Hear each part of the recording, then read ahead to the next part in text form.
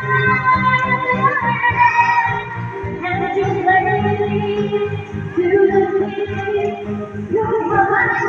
yun, today's video mga lods and kakabsat, dito tayo sa Santiago Cove.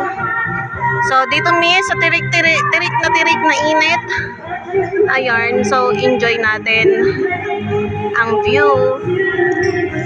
O diba? Ayan, so dati hindi pa ganito yung mga cottages. Yes, para siya mga kubo-kubo. Ayan, so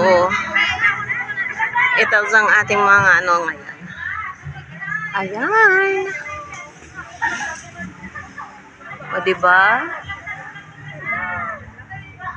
So dito sa aking channel, ako po ay nature lover. Ayan. So hindi ko po siya makuhaan ng magandang spot mga lods kasi sobrang init. Nakalimutan ko magdala ng sombrero. Ayan.